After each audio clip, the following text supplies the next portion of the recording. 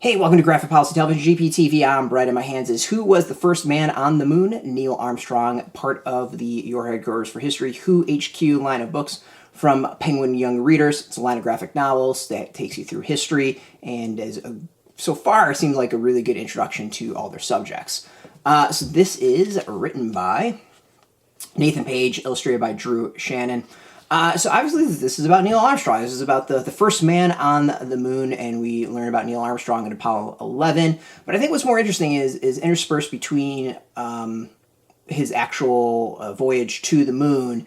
The bigger thing is it's really about his childhood and growing up, and that wants to fly, that drive that got him to the moon.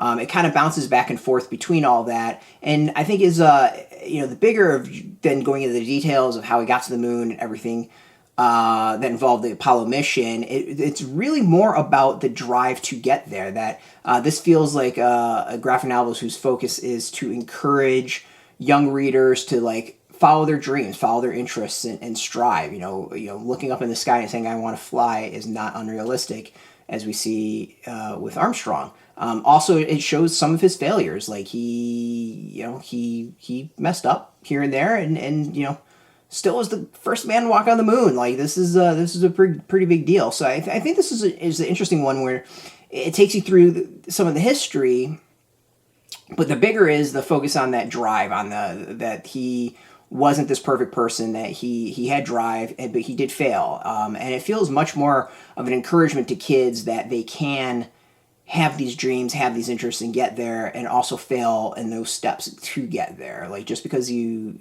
might get a D on a project doesn't mean you have to give up. And I think that's the bigger thing that I took away from the graphic novel. What's other interesting is there's a decent amount of detail in here.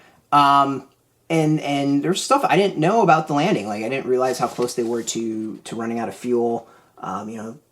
I love space and all that, but it's one where I'm kind of very broad and not super specific into details. So I think it's a really cool graphic novel. It's educational. It's great. The art's solid. It's a great way to get kids interested, and more importantly, show that they can achieve their interests. So go get this. We can hopefully get in comic shops. We got a link beneath this video. Put in your zip code. Tell the comic shops near you. No shop, no problem. We do have links. There'll be affiliate links where you can purchase through that. And we get a small percentage. If you're into comics, graphic novels, check us out every single day at graphicpolicy.com. We're on Twitter, Facebook, YouTube, Tumblr, all at Graphic Policy. Keep it nice and consistent. Until next time, keep reading those comics and keep it geeky.